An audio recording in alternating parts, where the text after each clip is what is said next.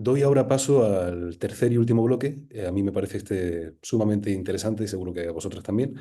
Contranarrativas contra porofobia, desmontando el odio. Tenemos un montón de ideas sobre la mesa, hemos hablado de otredad, hemos puesto muchos datos sobre la mesa, pero a veces se nos queda pendiente una cuestión. ¿Cómo hacemos que esta realidad o que este problema genere conciencia, despierte el interés de la sociedad, de los representantes políticos, de distintos actores sociales? Y en primer lugar, de nuevo con intervenciones de más o menos 7 minutos, le quiero dar la palabra a Miquel Ramos y le quiero lanzar dos preguntas. Compañero, tú llevas muchos años trabajando la cuestión de la desinformación, la difusión del odio, de la discriminación. ¿De qué forma crees tú que se vincula este auge de la desinformación y el gran problema que tenemos sobre la mesa ahora mismo, que es la porofobia y, bueno, en general, los delitos de odio, la discriminación? Y si puedes dar además ejemplos concretos, tomamos nota y muchas gracias. Miquel, cuidado, el micrófono, ahí. Ahora.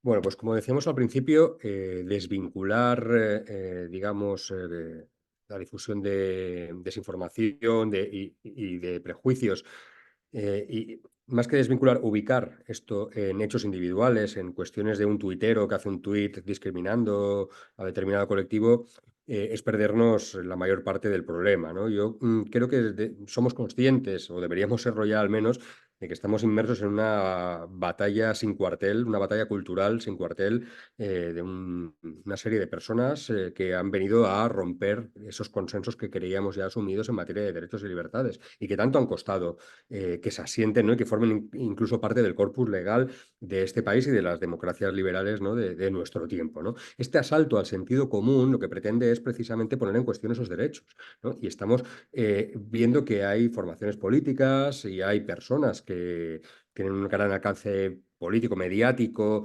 cultural también, que están reproduciendo y son parte de esta batalla cultural contra los derechos humanos, ¿no? Y esto, las democracias han permitido que esto forme parte del juego democrático, ¿no? Y que la normalización del odio pues, sea una opinión respetable más, ¿no? Y por lo tanto, esa equidistancia de las democracias, ¿no? Que permite que se pongan en el mismo plano las opiniones, ¿no? Racistas y antirracistas, ¿no? Y incluso a veces se atreva a alguien a hablar de extremos, ¿no? En estos temas, ¿no? Por lo tanto, yo creo que somos responsables en gran parte de haber permitido que esto forme parte de que se puedan debatir, ¿no? Los derechos humanos, ¿no? Que esto entre parte de la democracia y demos aval democrático a este tipo de ideas. Por lo tanto, es una reflexión puertas hacia adentro y qué pensamos hacer ante esto, ¿no? Y hasta dónde estamos dispuestos a llegar, ¿no? En las democracias. Eh, Evidentemente, la desinformación juega mucho en este terreno porque sabe que la libertad de expresión, por ejemplo, pues también es demasiadas veces muy benevolente con este tipo de mensajes, ¿no? Y el discurso de odio pues, puede tener un reproche, digamos, social y cada vez menos, pero penal yo también dudo de que tenga que tenerlo, ¿no? En algunos casos, ¿no? Porque a veces entramos en una dinámica que podría ser incluso perjudicial para todos los temas, ¿no? Yo creo que esta institucionalización de la discriminación a través de la desinformación, y a veces no solo de la desinformación, también viene, como decía antes, de una cuestión ideológica, ¿no? Y esto, al final, lo que trata de hacer creer es que lo que debemos hacer frente a determinados problemas sociales es competir, ¿no? Competir por los recursos, ¿no? Y aquí es donde entra la porafobia de una manera más evidente, ¿no? Y que cuando no hay para todos, alguien sobra, ¿no? Y evidentemente quien sobra pues son los más vulnerables, ¿no? Y los que además viven de paguitas, ¿no? Y los que además, ¿no? Pues son diferentes, ¿no? Entonces, creo que entronca muy bien y nos perdemos, como decía antes, si no analizamos ideológicamente de dónde viene todo esto, ¿no? Y lo vemos todos los días, lamentablemente, ya no solo en boca de determinados políticos o figuras mediáticas, sino en todos los medios de comunicación, lamentablemente, cómo se enfocan determinados temas sociales, ¿no? Como el problema de la vivienda, ahora resulta que es el problema de la ocupación, ¿no? Y como todos los medios de comunicación, incluso políticos, ¿no? Y más en campaña electoral, hablan de los ocupas, ¿no? En vez de hablar del problema del acceso a la vivienda, ¿no? Que es en este país y que produce muchas veces que haya sinhogarismo, ¿no? Que haya personas sin hogar, ¿no? Que es después a lo que nos ocupamos nosotros de atajar los prejuicios a estas personas mientras se permite que se expulse a la gente de sus casas, ¿no? Vemos que es un poco, ¿no? Pues jugar en desventaja y remar contracorriente, ¿no? Mientras las instituciones permiten que esto pasa, las instituciones luego te dicen que no hay que portarse mal con la gente que no tiene hogar, que ellos mismos se echan a la calle, ¿no? O no hacen nada para que no lo echen a la calle, ¿no? Creo que aquí las administraciones públicas, además, cuando entran determinados partidos o personajes, ¿no? Pues institucionalizan estas desigualdades, ¿no? Pues de una manera, en el sentido de la porofobia, pues todavía más exagerado, ¿no? Yo recuerdo el caso, por ejemplo, en Alicante o en Valencia, que yo soy valenciano, ¿no? Pues cómo se quitaban, ¿no? Estos espacios donde había gente sin hogar, ¿no? Para que no pudieran usar los bancos, no pudieran pernoctar, etcétera, ¿no? Y hablaban incluso de limpieza, ¿no? Por cuestiones de higiene, ¿no? Por cuestiones encima ya algo, marcos muy nazis, ¿no? Incluso, ¿no? Que nos recordaban a esta higiene racial, ¿no? A esta higiene social, ¿no? De la que hablaban en otros regímenes, ¿no? Y esto daría para otra charla, ¿no? Pero metiéndome un poco en otro terreno que creo que es importante y que nos toca también a los que estamos fuera de las instituciones, y yo como periodista y tratar a menudo estos temas, pues también debo decirlo. Hablábamos de la infradenuncia o de los pocos recursos de quienes trabajan muy humildemente y muy activamente, y es de celebrarlo en el tema de la lucha contra los delitos de odio, ¿no? Desde las instituciones jurídicas, interior, etcétera, ¿no? Pero yo quería lanzar también una crítica, ¿no? Respecto a la mala aplicación, a mi parecer, o la instrumentalización del delito de odio que se hace y que creo que nadie está asumiendo las consecuencias que puede tener esto. Por ejemplo, ¿en qué momento estamos permitiendo que se instruya como delito de odio cualquier crítica o ataque a un funcionario del Estado, ¿no? A la policía, por ejemplo, ¿no? Creo que es el único país, España y Turquía. Yo hice un reportaje hace tiempo que pregunté a la OSCE y creo que solo fue en Turquía y en España donde se permitía que un delito de odio incluyera a las fuerzas y cuerpos de seguridad del Estado como si fueran un colectivo vulnerable, ¿no? O incluso una circular de la Fiscalía General del Estado que decía que los nazis son víctimas de delitos de odio también, ¿no? Creo son estas cosas que tampoco invitan mucho luego a que la gente tenga confianza, ¿no? En las instituciones, ¿no? O para la hora de denunciar o en los datos incluso, o incluso un tema ya que toca la actualidad, ¿no? La asunción de la definición de antisemitismo, que ayer estuve revisándola en los papeles de Interior recientemente, lo que incluía las críticas al Estado de Israel, ¿no? Entonces, decir que se está cometiendo un genocidio, pues podría acusarme a mí de, como está pasando en Alemania, ¿no? De ser un antisemita, ¿no? Y esto creo que ha sido criticado por numerosas ONGs y todavía no se ha corregido en el corpus legal español, ¿no? Y creo que, obviamente, la realidad pues, nos está dando bastantes señales de que debemos ser un poco autocríticos y revisar un poco cómo estamos aplicando esta terminología y creo que es importante también apuntar el último detalle, el tema de la inteligencia artificial y el tema también de algunos indicativos. Hace tiempo también en La Marea publicamos un reportaje sobre algunos indicadores que se usaban para identificar este tipo de discursos de odio en redes, por ejemplo, ¿no? Y había algunos que eran tremendamente peligrosos. Yo invito a que la inteligencia artificial, pues, que es una herramienta útil, pero sea vigilada y sea aplicada con un bisturí muy preciso cuando se trata de derechos fundamentales. Creo que denunciamos, de hecho, y no nosotros, sino nos hicimos eco de las denuncias de colectivos vulnerabilizados, personas racializadas, etcétera, que hablaban de sesgos racistas en esta inteligencia artificial a la hora de detectar radicalismos, a la hora de detectar bueno, el término radicalismos también sería para otra conferencia, pero bueno, etcétera, ¿no? Por lo tanto, yo creo que tenemos muy buenas herramientas, tenemos muy buena intención, muy buenas ideas, pero lamentablemente creo que hay que hilar muy fino sobre todo. Y ya para terminar, sobre un tema que ha apuntado la compañera, sobre el tema de los funcionarios policiales como perpetradores también de los delitos o los discursos de odio. Recientemente hay un comisario de policía, por ejemplo, que está constantemente lanzando bulos en Internet y ahí sigue en su puesto, sigue siendo comisario. No es el único. Incluso yo de denunciarlo he recibido amenazas por parte de algunos de ellos, abiertamente, públicamente, en sus canales, ¿no? Y sigo señalado en sus canales por denunciar esto. Son personas que siguen teniendo trabajo de funcionarios. Por lo tanto, quien tenga que tomar nota sobre esto, pues que tome nota. Yo voy a seguir denunciando los discursos de odio, los haga un funcionario, los haga un neonazi o los haga quien los haga. Pero creo que aquí la responsabilidad de cada uno pues es la que es. Yo como periodista asumo la mía y como ciudadano también, y creo que quien más capacidad tenga de incidir en otros aspectos y en otros ámbitos de las instituciones o de la sociedad, pues también debería tomar nota. Gracias, compañero. Hilando con lo que comentaba sobre desinformación, Natalia, ¿tú nos puedes hablar un poco digamos, para quienes no estamos metidos en la dinámica de entender cómo funcionan los bulos, cómo funciona la labor de quienes verificáis? ¿Por qué es importante la vinculación o entender el fenómeno de desinformación y el auge de los delitos de odio y de la porofobia y otras formas de discriminación? ¿Y cómo trabajáis vosotras en Maldita?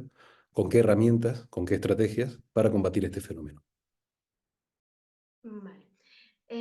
Bueno, hablando de desinformación, creo que para empezar, estamos hablando de la desinformación así como algo muy general y creo que es importante explicar exactamente qué es la desinformación.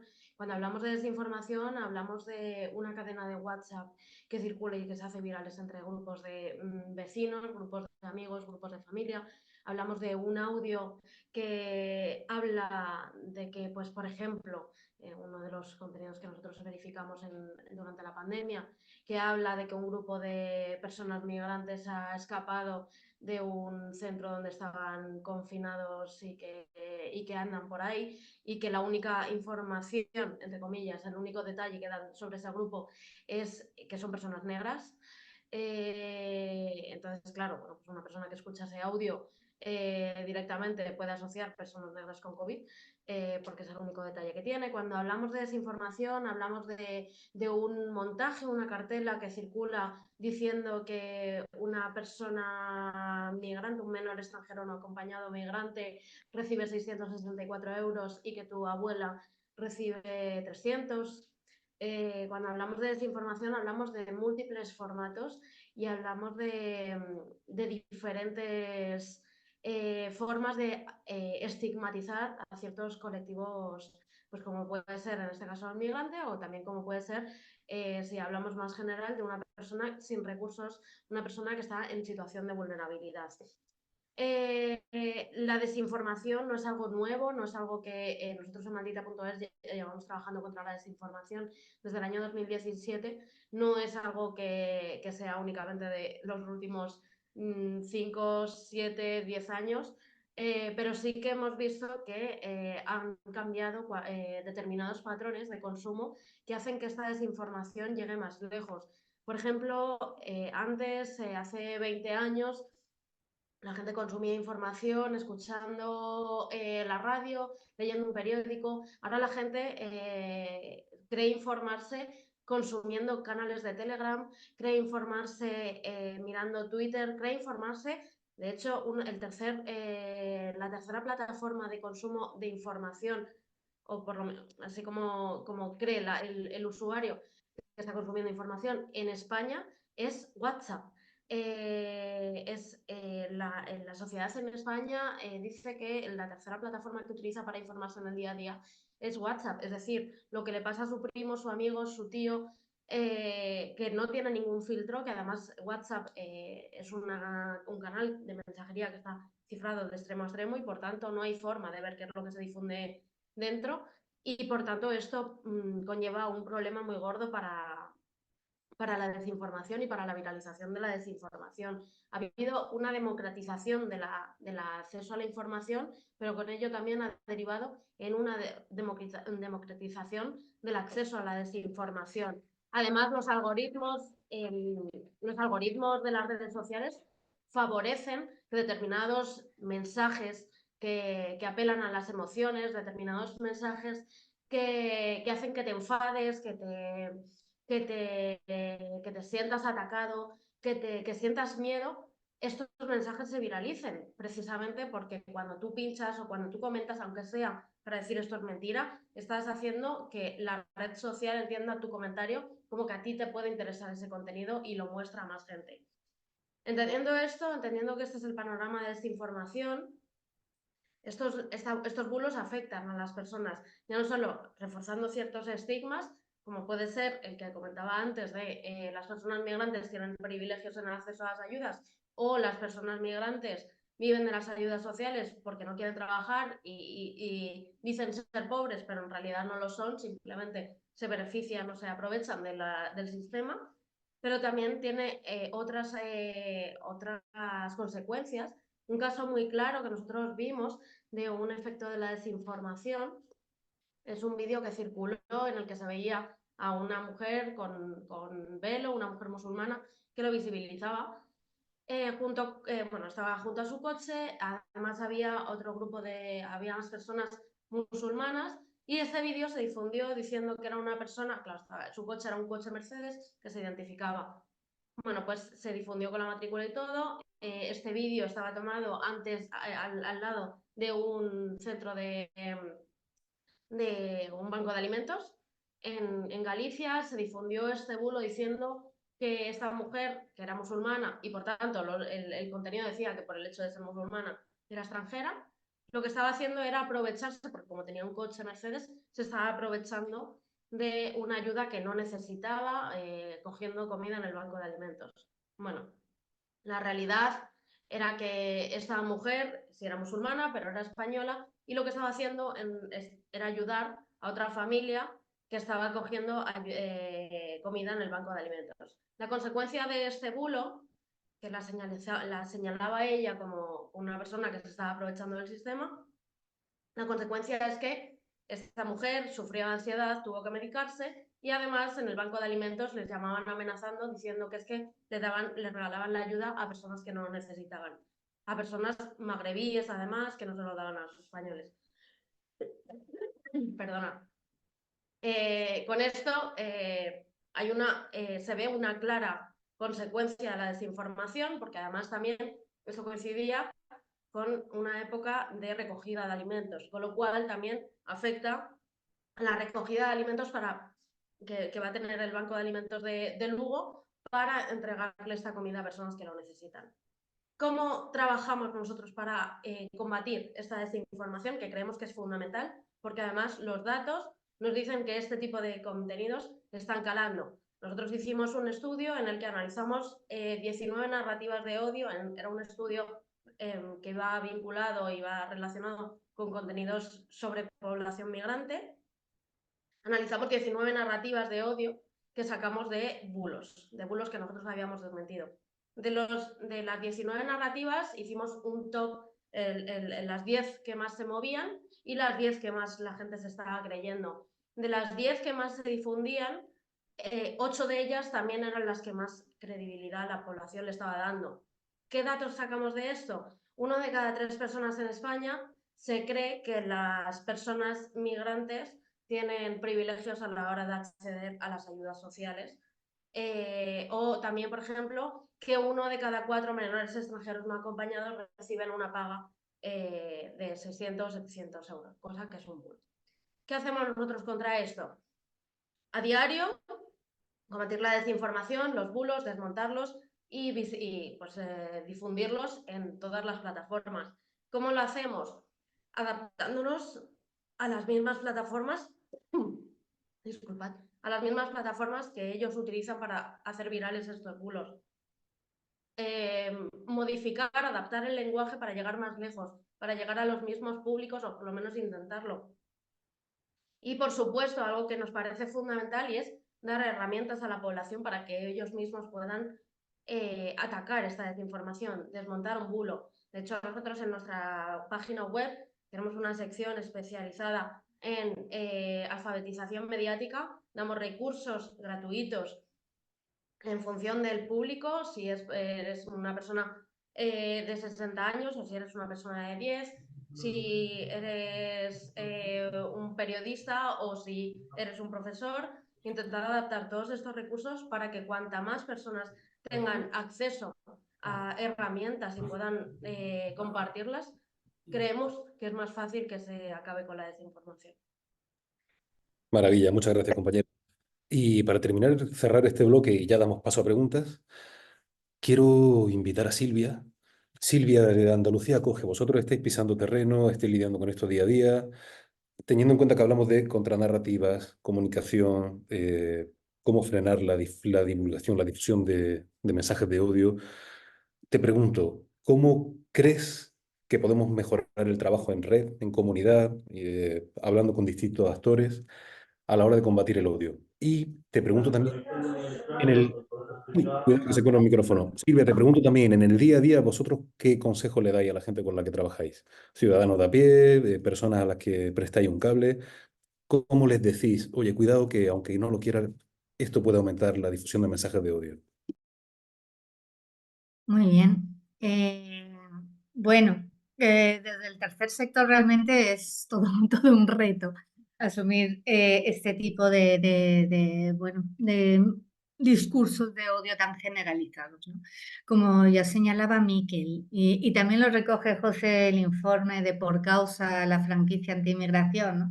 Hay un movimiento a nivel internacional que está interesado en expandir el odio hacia ciertos sectores de la población.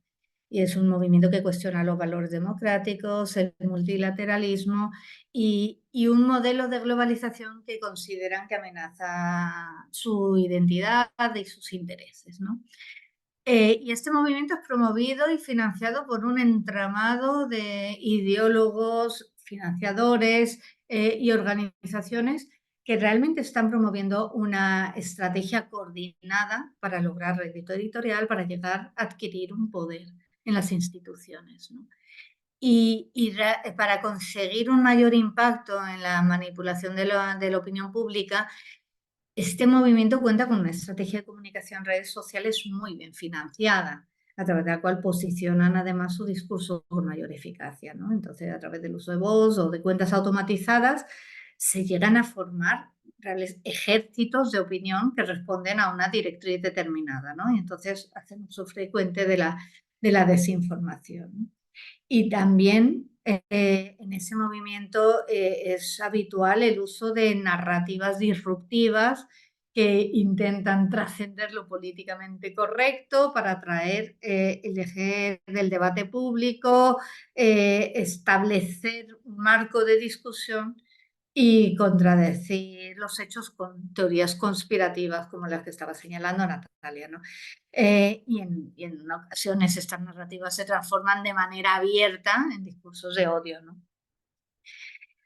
Ahora bien, la envergadura y el éxito que ha alcanzado este movimiento que finalmente busca socavar las democracias exige una respuesta coordinada y muy contundente por parte de todas las administraciones, organizaciones y la ciudadanía comprometidas con la construcción de una sociedad más abierta y plural, ¿no?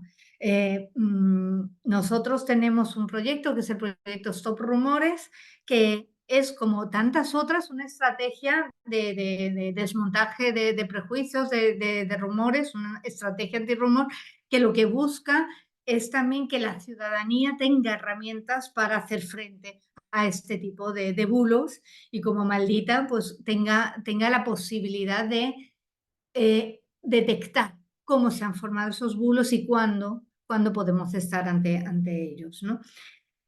Y como la ofensiva del odio, además, incluye a diversos sectores de la sociedad, ¿no? Que son personas racializadas e inmigrantes, mujeres, personas del colectivo LGTBI, personas en situación de exclusión social, también es fundamental que el trabajo en red incluya a organizaciones de ámbitos muy variados, que no trabajemos por una parte unas de un sector y otras en otro, ¿no? La estrategia es común. Esto está atacando a las feministas igual que está atacando a las personas migrantes. Entonces tenemos que trabajar conjuntamente. Ahora bien, nuestro proyecto Stop Rumores se ha centrado en los últimos años en sensibilizar a la ciudadanía sobre estos mecanismos a través de los cuales se generan prejuicios y estereotipos y que repercuten negativamente en la convivencia.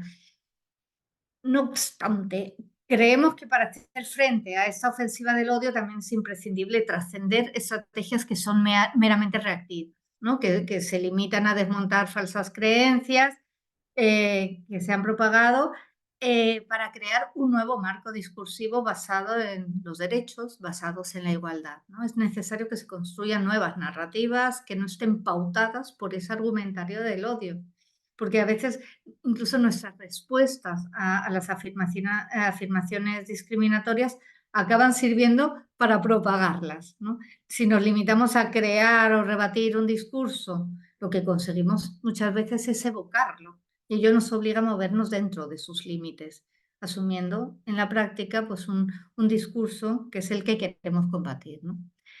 Por otra parte, la construcción de nuevas narrativas no puede llevarse a cabo sin una escucha activa a la ciudadanía, ¿no? Y esto sí, desde las entidades sociales. Solo logramos muchas veces crear un marco discursivo que solamente apela, repercute en un público que ya se siente identificado por el posicionamiento que defendemos, ¿no? Y necesitamos trascender a ese público, lograr un impacto en otros sectores de la población, ¿no? Y por lo tanto creo que es muy necesario implementar metodologías específicas como laboratorios de ideas y estrategias de comunicación también bidireccional que nos ayuden a recoger el sentir de otros sectores y construir junto con ello narrativas que favorezcan la convivencia en diversidad en su sentido amplio, ¿no? Y además, en nuestras acciones deberíamos poner el foco en aquellas personas que necesitan escuchar mensajes de respeto también en positiva, o sea, los esfuerzos que se está haciendo para la convivencia, ¿no? La buena convivencia no se construye únicamente a través de estos mensajes en positivo, sino con mucho mayor impacto en el día a día de la vecindad, ¿no? Por eso creemos que es imprescindible visibilizar, apoyar las iniciativas en favor de la convivencia en nuestros pueblos, en barrios, desde una perspectiva comunitaria, ¿no? Por otra parte, en un informe de SADE del rol de las ONGs, se planteaba que las organizaciones sociales debemos afrontar el reto de mejorar nuestra comunicación. Tenemos que incrementar nuestra visibilidad a partir de un discurso propio basado en evidencias y prácticas exitosas que pongan en valor nuestra contribución a la cohesión social y al bienestar, ¿no? Debemos dejar atrás modelos de comunicación obsoletos, demasiado rígidos y con poca capacidad de reacción, ¿no? Para ser capaces de generar estas nuevas narrativas sustitutivas, ¿no? Y por enlazar con la primera intervención, como nos advierte el antirracismo político, es necesario que seamos conscientes de que el esquema de pensamiento que sostiene los discursos de odio es estructural y está fuertemente enraizado en nuestra visión del mundo, por lo que no se puede combatir de forma eficaz solo con talleres, solo con campañas de sensibilización aisladas, solo con desmontaje, ¿no? El cambio de mirada requiere de una transformación profunda que afecta incluso a nuestra visión del mundo, ¿no?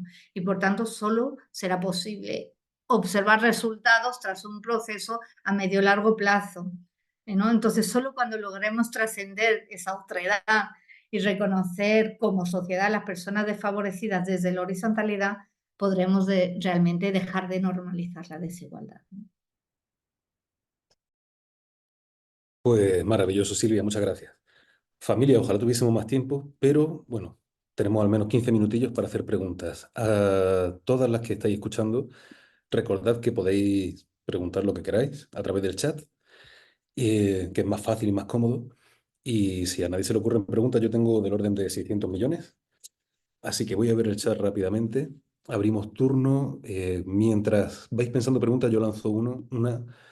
Creo que cualquiera de los ponentes le puede compartir aquí, así que la lanzo, ¿vale? A la hora de hablar de odio, aporofobia, discriminación, difusión del, en fin, delitos de mensajes de odio. Hoy, por ejemplo, hemos comentado muchos datos. La fiscal ha traído datos preciosos. Alberto de la Oficina de la Lucha, de la Oficina Nacional de Lucha contra los Delitos de Odio también. Miquel, Natalia han sacado algún dato también. Os confieso, yo ya no me acuerdo de ningún dato.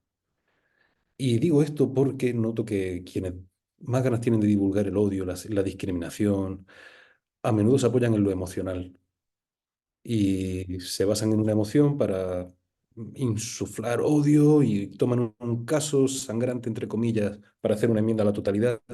Yo pregunto, desde nuestra, si me permitís, trinchera, ¿de qué forma debemos combinar vale, trabajamos con datos, nosotros vamos con la honestidad, con la realidad, pero parece que estamos fallando en algo a la hora de llegar a la gente y a la hora de elevar la magnitud del problema. ¿Qué pensáis, vosotras y vosotros? Ya está encendido. Sí, no, bueno, nosotros quisiéramos desde el colectivo Dignidad de Zaragoza hacer unas puntualizaciones. La discriminación no es requisito necesario la pobreza. Personas solventes económicas son discriminadas o señaladas por su color de piel o acento de voz. También señalar que en alguna ocasión Caritas trajo a Zaragoza a la señora Cortina, la valenciana, esta mujer mundial ya, y nosotros acuñamos una nueva palabra, partiendo de que no obstante que somos un grupo vulnerable, acuñamos la palabra aparofilia, que es lo contrario de parofobia, y queremos que también los distintos colectivos nos apoyen para que la Real Academia de la Lengua se someta a discusión y, si es posible, se acuda. Hay que señalar lo negativo, pero también dentro de los vulnerables hay que señalar lo positivo, por eso propusimos la palabra aporofilia. Gracias, compañero del colectivo Dignidad. ¿Alguna pregunta? ¿Hay alguna pregunta? Yo dejo mi pregunta en el aire, ¿eh? ¿Cómo hacemos balance entre transmitir con emoción, basándonos en datos, a la hora de combatir el odio desde el punto de vista de la comunicación y problemas de la magnitud de la aporofobia? ¿Sabes? Sí, quizás Alberto, si quieres. José, yo sí, si me permites simplemente puntualizar algo que yo creo que ya sabemos, pero que es necesario que lo hagamos. Hay que realizar más estudios sobre el fenómeno del delito de odio y sobre los prejuicios. Nosotros ahora mismo estamos llevando a cabo varios estudios científicos con publicaciones en revistas científicas, y el prejuicio y todo lo que rodea al prejuicio es un fenómeno que, aunque se toca transversalmente en algunas teorías psicológicas, sociológicas, criminológicas y demás, no está todavía estudiado en profundidad.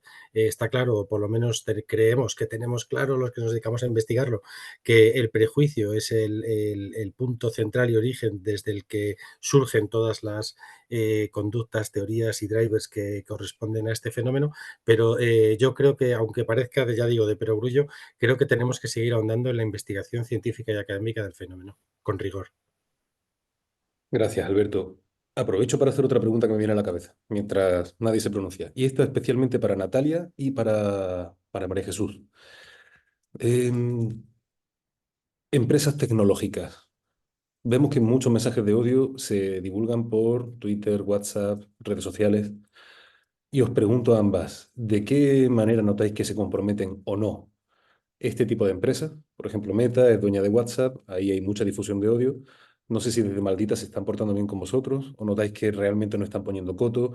A la fiscalía realmente os hacen caso, se toman este tipo de las denuncias que por supuestos delitos de odio, se toman en serio el tema, hay una interlocución fluida. Bueno, pues si me permite, José, es verdad que ahora con el reglamento de servicios digitales y con la nueva ley se venía a implementar una figura nueva, una autoridad también independiente que iba a protocolizar todo el tema de la preservación de la prueba, es decir, el bloqueo de contenidos, y sobre todo pues que ese tipo de contenidos nos sirvan a nosotros luego de prueba.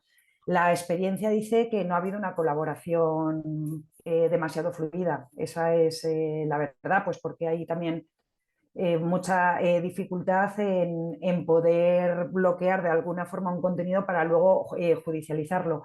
Pero todas esas previsiones con esta ley se van a mejorar y se va a implementar pues, un sistema un poco con mejor coordinación. De todas formas, a nosotros como unidad central y tenemos además una colaboración muy estrecha con la unidad coordinadora de criminalidad informática, pues cuando hay algún tipo pues, de material, como sobre todo nos lo hace llegar Esteban Ibarra, que pueda ser constitutivo de delito de odio, pues intentamos determinar el sitio de procedencia, preservar esa prueba y desde luego judicializarlo. Pero realmente el sistema de las redes en este sentido está configurado de una forma que perfiles, por supuesto que nunca se van a identificar y que van a decir auténticas borradas hacen un daño inmenso, y por supuesto lo suyo sería erradicarlo y evitar que pasara. Bueno, Gracias, sí. Jesús. Natalia. Ay, perdón. Perdona. Si te parece, tomo la palabra yo ya que me has mencionado. Efectivamente, bueno, nosotros en Maldita.es tenemos un acuerdo con Meta para verificar contenidos como organización independiente que somos, en el que, bueno, lo que hacemos es analizar, para quien no lo conozca, que has mencionado además antes, José, precisamente a Meta. Para quien no lo conozca, lo que hacemos nosotros es verificar contenidos que se publican tanto en Facebook como en Instagram para ver si estos contenidos son reales o no son reales. Si son falsos, lo que hacemos nosotros como medio de verificación es catalogarlos como falsos, añadir una pieza para que el usuario final, también el usuario que lo ha publicado, lo que vea es ese contenido con una marca encima en la que se pone que ese contenido ha sido verificado y la categoría que le han dado los verificadores independientes. En este caso, nosotros sí que pensamos que es útil y que es apropiado que desde las plataformas se trabaje con organismos independientes a la hora de verificar el contenido. La política de no hacer nada, que pues por ejemplo sucede en otras plataformas como puede ser TikTok, creemos que lo único que hace es favorecer que estos contenidos se viralicen y que al final acaben calando. Antes he comentado los propios algoritmos, estos contenidos se favorecen y se aprovechan de los algoritmos para llegar más lejos. No sé si me escucháis. Sí, para llegar más lejos y desde pues, TikTok precisamente esto sucede habitualmente, que contenidos que son falsos o contenidos relacionados además falsos relacionados con temática migratoria se viralizan mucho más. La política de no hacer nada de algunas plataformas lo que conlleva es que la desinformación acabe calando y llega a nuevos públicos que no saben nada más cómo tratar los contenidos que ven en redes. Pues a lo mejor un chaval joven que todavía no sabe cómo informarse, no tiene las herramientas para saber cómo informarse. Creemos que desde las plataformas deberían de hacer más. Y luego, por otro lado, me comentabas antes, mencionabas antes WhatsApp. En este caso se trata de no es una red social como tal, sino es una red de mensajería que está cifrada de extremo a extremo. Entendemos que es un ámbito un poco más delicado, ya que se trata de conversaciones privadas. Sí que desde hace unos años se intentó mediar o tratar un poco este problema de la viralización de contenidos a través de WhatsApp con la limitación de reenviar más de 5 veces un contenido para intentar frenarlo. Es verdad que bueno, pues estos contenidos muchas veces se viralizan igualmente, los pares o no los pares de reenviar 5 veces, porque si tú lo has reenviado a un grupo en el que hay 100 personas, al final lo están viendo 100 personas que a su vez pueden copiar ese contenido y volverlo a enviar. No hace falta que lo reenvíen directamente, sino copiarlo y volverlo a enviar. Y ese vuelo va a seguir circulando.